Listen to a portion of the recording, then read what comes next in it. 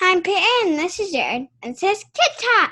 Kidtalk is where we interview people who make games, design games. And pretty much anyone who likes games. Yeah, and today we're interviewing Ryan Lewis with Pandasaurus Games.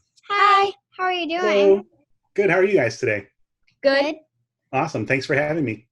So there are two new games coming to Kickstarter. Can you tell us about them? Sure, there are two games coming to Kickstarter like you mentioned. The first one is Dinosaur World, and the second one is Dinosaur Island, Rawr and Write, and those are coming to Kickstarter on September 22nd. They're both standalone games, meaning you don't need any other games to play them. You can just open the box and play what's in it. And the first one, Dinosaur World, probably plays in about 90 minutes, and Dinosaur Island, Rawr and Write plays in about 45 minutes. Can they be played together?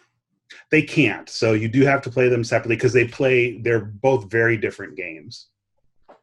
Is it easier to play one if you play the other first?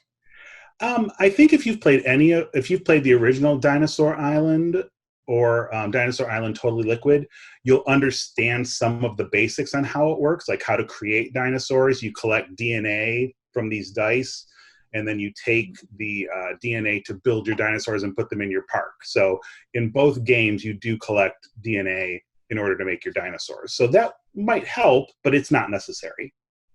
But why are they about dinosaurs and not pandas? Well, so Pandasaurus, actually, that name came first before our games. That was a name that the owners, Nathan and Molly, came up with, and that just stuck, and so that's been the name of the company since.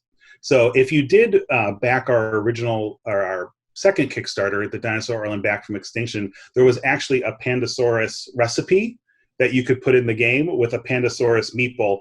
So it was an exclusive to that particular game. So people that backed that Kickstarter got that recipe to build.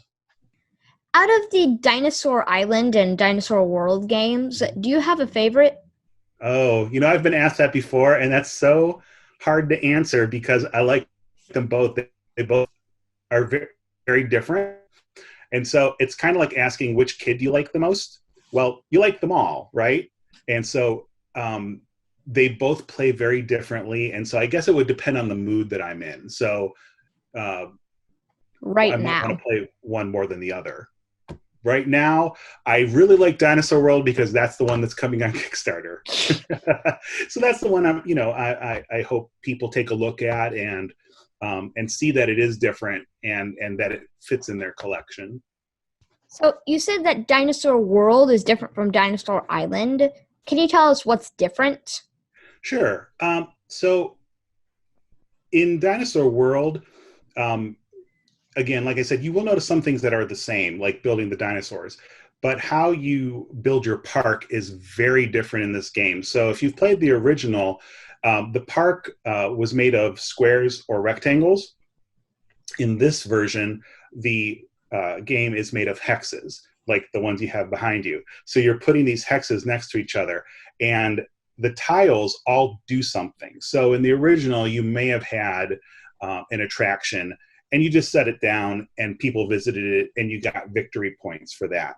In this version, every tile does something, whether it gives you victory points or additional DNA or money or extra scoring.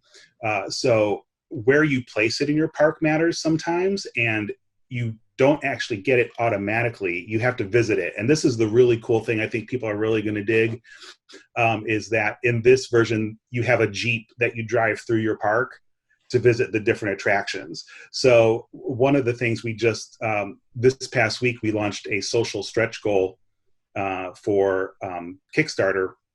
If we got 500 followers of our Kickstarter that's launching next Tuesday, that we would unlock a Jeep with a graphic on it for each player, whether it was the Kickstarter version or the retailer version. And we crushed through that in 45 minutes. We had no idea there was going to be such demand for that.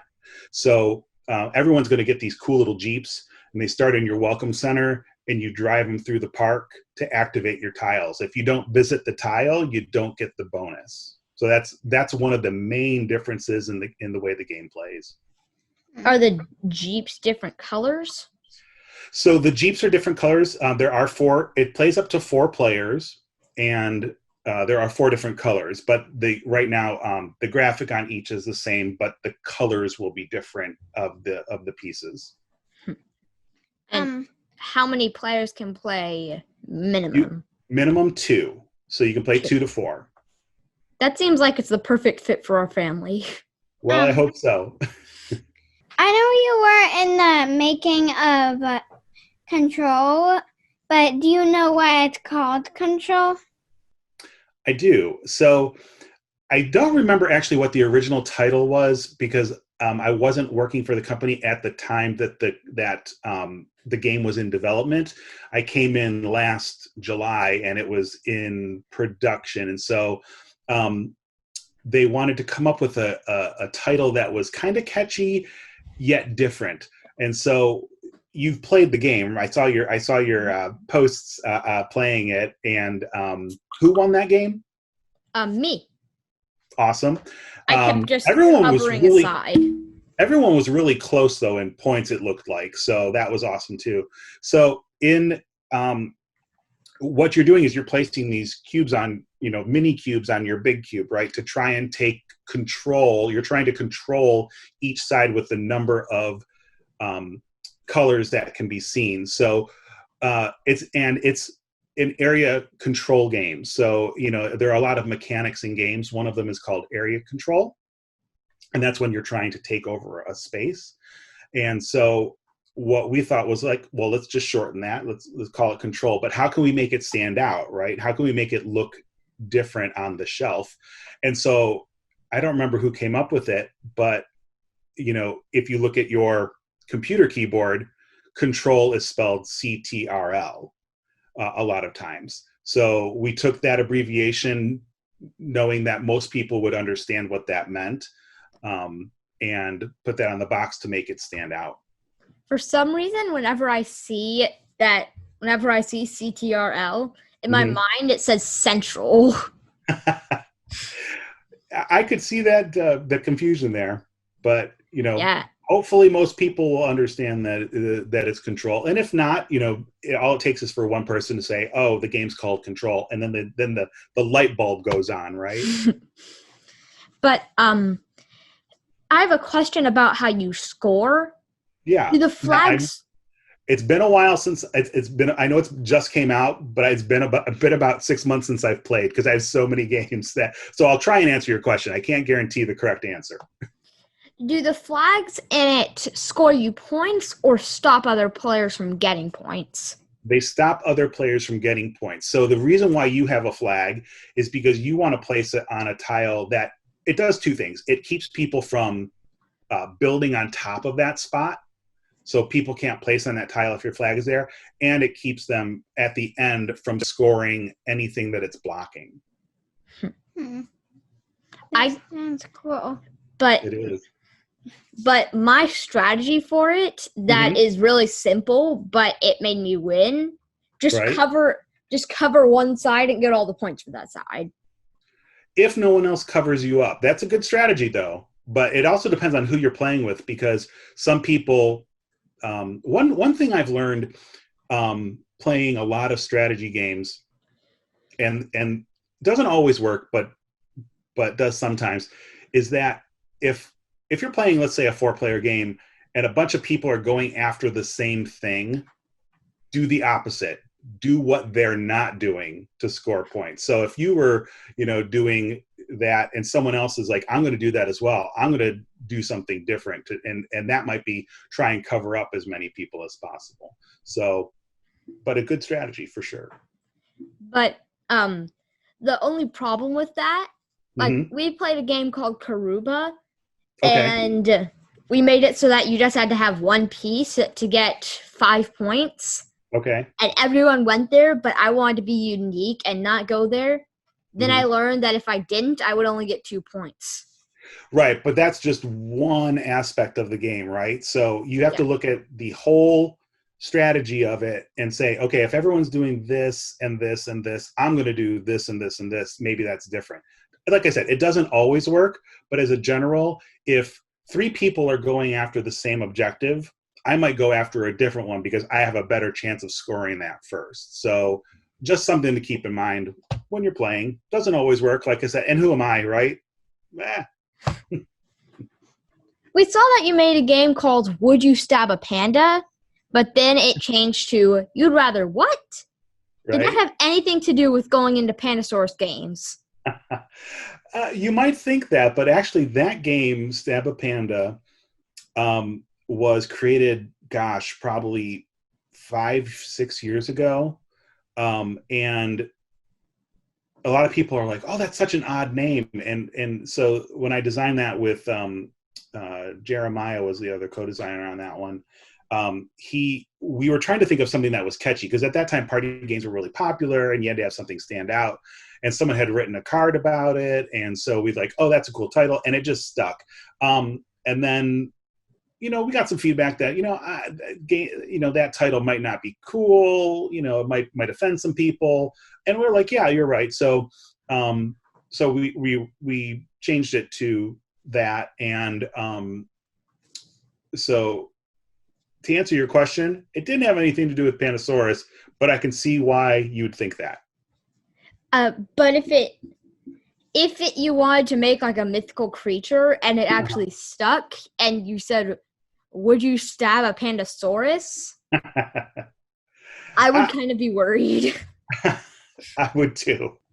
How did you get into designing games? So I've always played games since I was really little, but I didn't really get into or know what strategy games were until probably like late 1990s. You guys weren't even born yet. I was working at a chain of stores called The Gamekeeper, and I was introduced to these strategy games. And I was like, oh, these are really cool. The problem was I really couldn't find anyone to play or that knew about them or that wanted to play them. So those kind of sat on the shelf for a little while. And then I was living in Los Angeles at the time, in California. So when I moved back to Michigan, I don't remember how I got introduced to it, but there is a convention called Origins in Columbus, Ohio. And it usually takes place every June. Unfortunately, this past year got canceled because of COVID. But I remember reading about it and thinking, oh, that's really cool. I think I'm going to go. So I went to this convention, and I was just amazed at how many people were there that love to play board games. There were at that time, I think, over 12 or 13,000 people at this convention. Whoa. And they're all playing board games or buying board games or learning about board games. And there was this, you could buy tickets to learn how to play certain games. So I bought a ticket to play this game called Race for the Galaxy, which I didn't know. And it just sounded cool. So I signed up for it. And I remember playing this game and going, wow, that is really cool. That is just really cool. I want to try to do something like that. And I've always been somewhat creative. I write music. I wrote choir music for several years. And I like to do creative things like, coloring and just stuff like that. Just, art. I was a musician. I played saxophone. I sang, all that stuff. So I played this Race for the Galaxy, and I got home and I'm like, I'm going to try and create something like this. It was so cool to me. So I created this game. I don't even remember what it was about. I don't remember what you did. All I remember going back is having a friend play it with me, and it was awful. It was just so bad. And no one likes to hear that what they've created is bad, but after the fact, I was like, yeah, this is bad. And it was a really bad knockoff of Race for the Galaxy when I go back and look at it, right? So at that point, I was like, well, I'll just set this to the side. And then I started playing more of these games. And I was like, oh, these are all so cool. There's so many cool things you can do that I decided to make a game. And that game turned out to be called Titans of Industry, long out of print. It was on Kickstarter. It was my first Kickstarter game. It funded and it got printed, and people liked it. Not everyone liked it, and that's understandable because not everyone likes every game. But it did. It funded on Kickstarter, and that kind of got me going into the game design. And so from there, I just started networking and playtesting, and the rest is history. We're trying to create and design games. Mm-hmm. Mine is called Swordsman. Mine What is it called? Swordsman. I think we're going to play the prototype today. Yep, That's we awesome. finished this prototype. Okay. And mine is called Mythology Wars. Okay. So why don't you tell me a little bit about your games? Peyton, what's yours about? It's about, like, I didn't really know the forest. Okay. I mean, the story. Mm-hmm. But I think the story might be people are, like, coming to an adventure, like, claim part of the island, and then they find other people, and then they start, like, fighting. Okay. Because there's at each corner of the board there's wilds. You can get berries. If you see a purple thing, that's the berries. If you see a brown thing, that's the wood, which you can use to build cabins. Mm-hmm. And then if you see, like, a black thing, that's black and it's 2 lions, that means someone needs your help.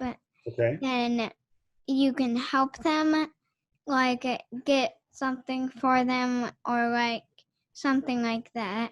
Okay. And you get 10 points for each thing you do. And what's the object of the game? Whoever is standing last wins. Gotcha. So do other players get eliminated in that? You can fight, and it's up to 4 players. Each person has 2 people. Okay. Awesome. And Jared, what's your game about? Mythology Wars is about you're a group of demigods, which are sons or daughters of the gods. Okay. And you're trying to destroy all these monsters before they destroy your camp. Gotcha. Which, if they destroy your camp, that will kind of end up destroying the world, and the world will explode. Gotcha. So are you playing against the board game, or is someone controlling the other? You're playing against the board game monsters. Okay, so you're playing against the board game monsters. Gotcha. Mm-hmm. I have a few problems in it that I'm trying to figure out. Okay, what are those problems? The first one, I was thinking when I thought of the game, you could roll dice that just tell you what you can do in your turn. Okay. And then I thought maybe you could have a reference card that tells you what you can do in a turn. Okay. I don't know which one I should do. Well, so, there's 2 trains of thought, and that is, well, maybe there's more than 2 trains. These are the 2 that come to my mind.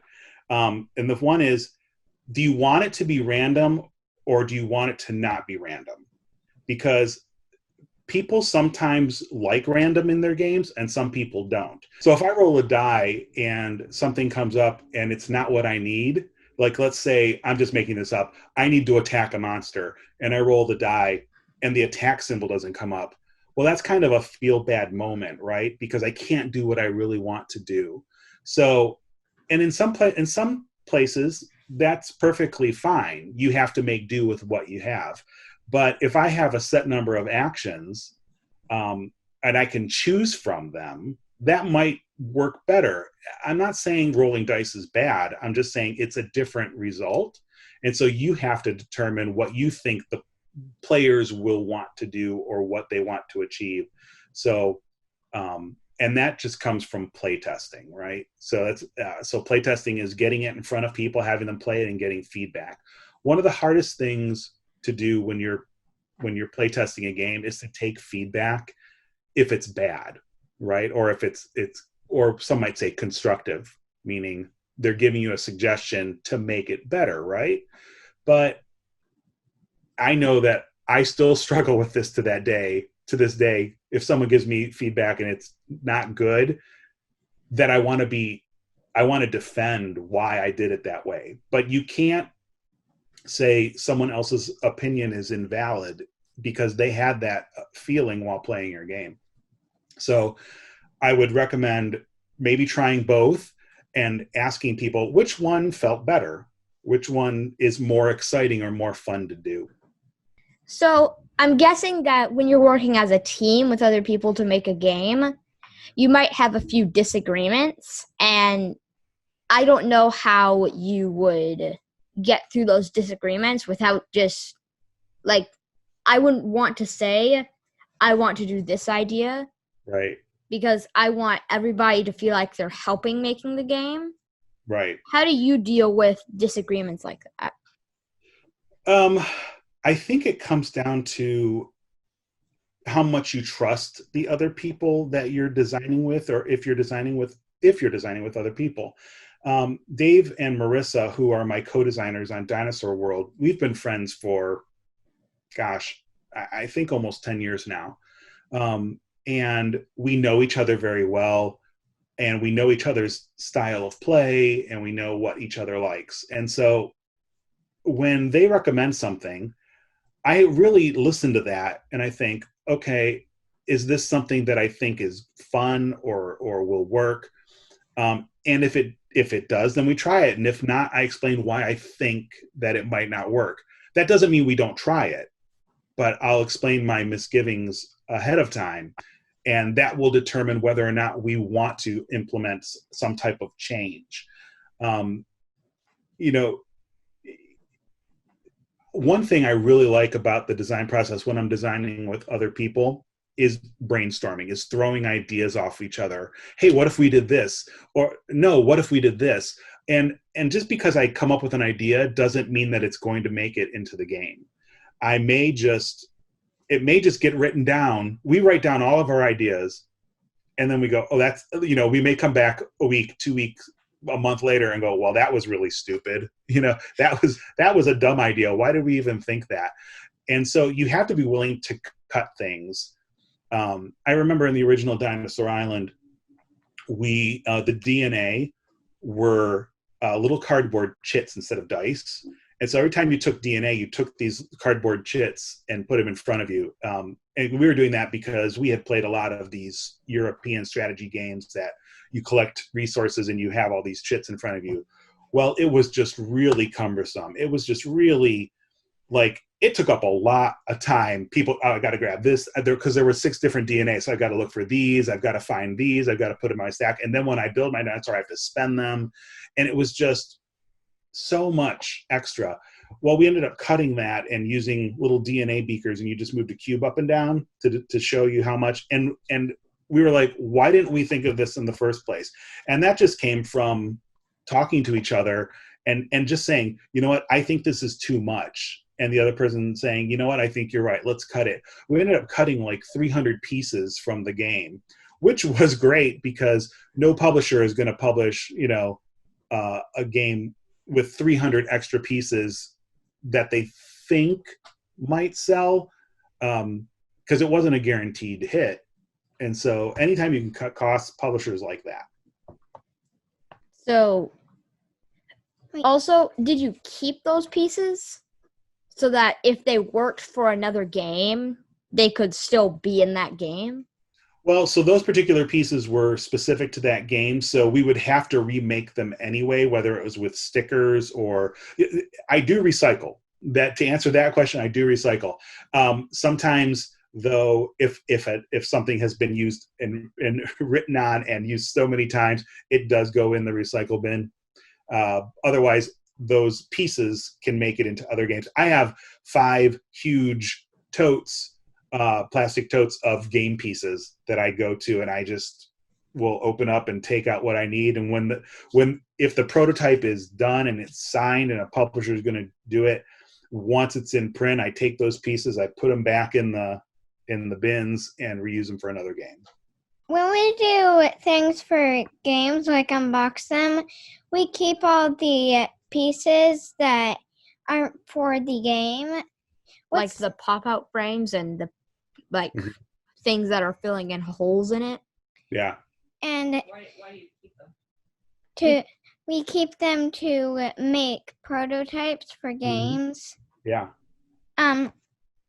What's the most random thing you found in like your prototype box or something? Like the most random thing you found and actually used for a prototype? I'm trying to remember. There are times when like I run out of things to use. Like maybe I need to mark something on a board and I run out of pieces to use. I'll grab whatever is handy nearby. One time I used, I'm really embarrassed to admit this, I used a little candy bar that was off to the side, and I put that because I had to mark something on the top. I don't even remember what it was. Gosh, it was so long ago.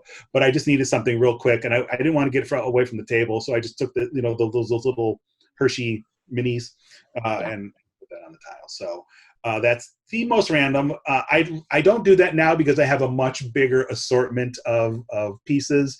But I think it's cool that you guys save all that because that's how I did mine. Basically, I did buy some prototyping pieces, but one of the most common things that I use are meeples. And so I like to have a lot of different colors if possible. And so before I just, I've had meeples for a while.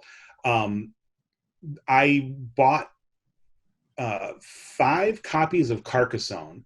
And the reason I bought 5 copies of Carcassonne, it's a tile laying game. So these tiles are square and you build this gigantic city with these tiles.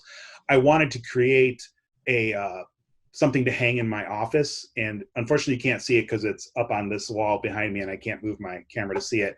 But it's a huge, like 24 by 30 picture or creation of these tiles. I put them all together to form this piece of art. And that game comes with a bag of meeples for each one. So I ended up having 5 bags of meeples. So I have those that I use. But then I discovered Amazon. And it's amazing what you can discover on what you can find on Amazon. I mean, I had no idea that you could type in meeples and all these sellers would come up, we're selling these meeples. So I ended up buying, these bags of meeples that had 10 colors each. So I got 100. Then I ordered another one. And then I found them in like gold, silver, black, brown, bronze. So I ordered a bag of those. I have these plastic cubes. I can't. So here's actually one of the, this isn't how I store my things normally, but these centimeter cubes from Amazon are awesome. I sorted them already, but you get all of these plastic cubes, and I think you probably get about 30 or 40 of like 10 different colors. So I use those a ton. I use those a ton in prototyping Dinosaur World and other games like that. So I buy and I keep. And it reminds me of a design challenge that I did once at a convention. There was this 24-hour design challenge, and that was, we got a box and it had components in it, and we had to create a game using only those components, and we had 24 hours to do it. We couldn't add anything. I think the rule was the only thing you could have people bring or add was like a piece of paper and a pencil or something like that. Other than that, you could only use what was in the box. And that was a really fun challenge. So maybe you guys should try that sometime. Have your dad or your mom put together a small box of components and say, here, create a game using only these things. It really makes you think. So you each had your own box? Yeah, it was a really small box. I remember it had like a small cutout board of like 12 squares. It had a couple pawns. It had a dice. It had some other things. You didn't have to use them all, but you could only use what was in the box. And it was really interesting to see what all these different people came up with. I feel like from what you just told me, I could make a game. Yeah, I'm sure you could. you just have to want to do it, right? If you don't want to design a game, it's not going to be fun. But if you want to, then just do it and make yourself come up with something. And you know what? I've created a lot of games that are not good or are not fun or are not interesting. So you just have to keep doing what you want to do and hope people enjoy it. And if they don't, that's okay, because creating something is deeply personal. And it hurts when other people don't like your stuff, but not everyone's going to like everything. That's why everyone has different tastes. You know, I love pizza. Some people might not like pizza. I don't understand those people, but they exist. What's your favorite pizza? Oh, favorite? You mean like favorite topping or favorite brand? Favorite topping. I'd have to go with the traditional pepperoni. I like supreme pizza. I like how it has meatballs. Topping though, so if you had to choose one topping, what would it be? Just one, like not like. I didn't say one topping. You choose one topping. Not like a- Meatballs. Topping? Mm-hmm. Huh? Meatballs.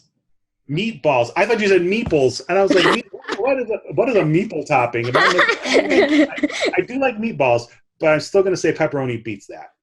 That's just my. But I was like, why would you put pepperoni? I mean, why would you put meatballs and not pepperoni? What's your favorite topping? Meatballs can have sauce on them, and that can taste like pepperoni. That's true. Well, Peyton, what's your favorite topping? I like cheese and pepperoni. Good choice. Because that's like the only gluten-free thing. I know. Oh yeah, that's true. That's important. There's like only cheese, pepperoni, and just pepperoni. Mm-hmm. But there's a lot of others, but I haven't really had them because, Do you like vegetables? yes. That's why I like supreme Sometimes. pizza. It has meat. It has tiny meatballs on it, and then has a bunch of vegetables that taste delicious on a pizza. Yeah, my favorite vegetable topping are they're called different things, I think, in different companies, but I call them banana peppers. Some people call them pepper rings. They're yellow. And we have a garden, and we used to grow some. I think. Yeah, so these are pickled. We have some. These are pickled, meaning they're tangy. So that's why I like them so much, because it's actually making my mouth water right now thinking about them. And maybe it's because I haven't had lunch. But I like those. Those are my second favorite topping, banana peppers. So if you've never tried them on a pizza, give them a try. And if you like them, I expect a thank you note. Oh, a little bit ago, I just bit my tongue. Oh no! Were you trying to eat something? I don't know. I think he might have been trying to eat something. Maybe. And don't worry, it happens as you get older too. So I know. So it just I do it all the time. Actually, not really all the time. I have a request. Okay. Could you take a picture of that giant Carcassonne board thing? Yeah. Yep. I will do that, and I will send it to you. Does it have a gigantic city in it? So the way it looks, if you look at the tiles are roads, and then they're called cities. They kind of look like castles because they have like castle walls around them. Yeah. And then they all connect all these roads. You're trying to connect the roads and build these cities, build the biggest cities because you score points. So I'll send a picture of that. Okay. What's the most surprising and your favorite thing that has happened in working in the board game industry? Wow, there's so many good things that have happened. I feel really lucky working in the board game industry because it's not easy to find a job because there just aren't that many available. And part of my working for Pandasaurus came from actually designing Dinosaur Island. So they knew me ahead of time. And we just talked, and I did customer service for them for a little while part-time. And then a position became available where that was happening, customer service and handling community stuff. And so I talked to them and they were because I have a sales background as well, so they thought that might be helpful, and they need help running their conventions at the time. And so I've met a lot of really cool people that I wouldn't have met otherwise. And that's one of the things I really like about board games, is that you meet so many people, and you meet so many cool people, and so many different ideas, and so many innovators. And just, I like traveling to different spots and playing games all the time, and just, you know, I am really lucky in that where I work at Pandasaurus Games, we have a total of 6 employees. I'm just counting in my head real quick, 6 counting me, and we all get along really well, and we're all really hard workers, and we're all really fun to be around. At least I think they're fun to be around. I don't know if they feel the same way about me. I hope so. But you know, that really helps in making going to work fun and not a chore. And then before we end the video, I think you should make a game called Panda Island. And what would I do on Panda Island? You're trying to make the best panda forest and make the biggest and most powerful pandas. All right.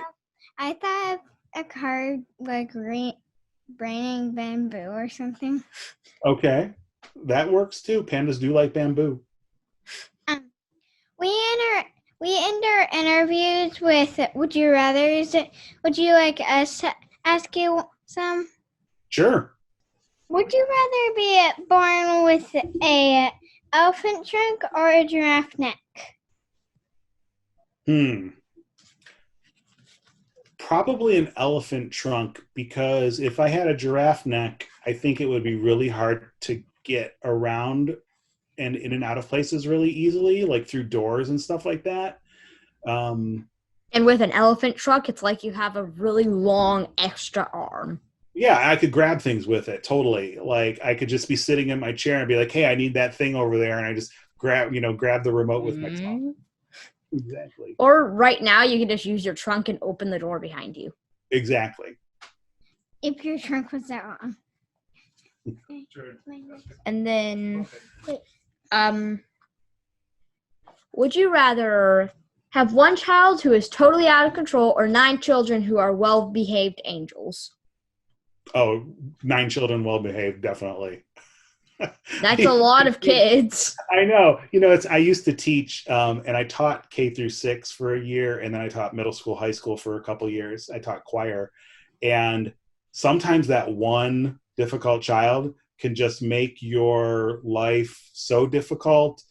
You know, it's funny. I remember I was teaching, and I had this girl. I won't mention her name because you never know if she might be watching.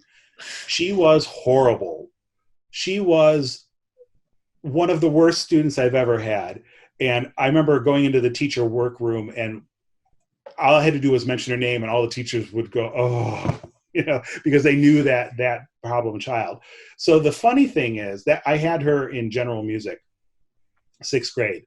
So next year, I look at my class roster. She signed up for choir, and she was going to be in my choir. And I remember being like, oh no, what am I going to do? This is going to be so awful. And believe it or not, I did not have one problem with her in 7th grade. She liked choir so much that she never gave me any problems the entire year, and no teacher could believe it. So, but to answer your question, I think I'd still rather have 9 angels because it's just everything goes smoothly. I might spend more on food, money, clothing, you know, on clothing, food, etc., but it would be worth it, in my opinion. It didn't say they always had to. It didn't say that the one child always had to be out of control. Well, if the other ones are angels and the other one's out of control, I'm just going to assume that's all the time. So that's what I'm basing my answer on. I'm basing it on when they get older, they start getting out of control, because I can find ways to make them not out of control. Right. I have ways of doing that with my brother. Would you rather see everything upside down or hear everything backwards? I thought the hear everything backwards meant you could hear the end of the world, and then last you'd hear the beginning of the world. Yeah, that's a tough one. But that's not it. It's I just think if I said hi, you would hear me say like I. Yeah, Something I think see everything upside down, because I think you could get really easily adjusted to that and reacting to that.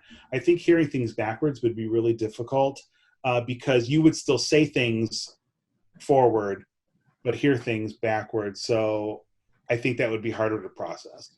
And you would be used to it because when you're a baby, you see things backwards. I mean, Okay. upside down. Okay. Yeah, I didn't and know there's been someone who's painted an entire picture and it looked really good. that. Mhm. They did it while wearing upside down goggles. Oh wow. That's Not very the goggles are upside down. The goggles Yeah. make them see upside down. sure, The sure. goggles were right way up. Right. Then my would you rather? Would you rather have to walk around with 6 large balloons tied to your wrist for a year, or with loud bells on your ankles for a year? Balloons. I think because the noise one, more people are probably going to notice, and like if I'm shopping, I might be in an aisle that someone can't see the balloons, but if I'm walking around with these loud bells, it's just going to cause a lot of people, more people to stare, and more people to react. So I'm going to go with balloons. I would also go with balloons because I can pop them and then tie them around my waist or tie them around my wrist so no one can even know that I have them on. But The then they would balloons just are non-poppable. I can pop the balloons and tie them. Nothing said I But couldn't. then after a year, they would just start disappearing. I'd be fine with that. But it might hurt your wrist when you tie it. Thanks for letting us interview you. It's been Oh, really fun. Oh yeah, it has been. I really enjoyed it. It was really a lot of fun. Thanks for having me today. Mm-hmm. Yeah. I really like the advice that you gave me, and I think I'm going to try playing with dice and then reference cards. Awesome. Yeah, let me know how that turns out. I can use that for my game too. For sure. There's no reason why we can't share, right? Mm-hmm. Bye. Bye. Thanks a lot. Thanks for hanging out with us on this episode of Kidtalk. Be sure to subscribe so you don't miss out on any future episodes. See you later. Bye.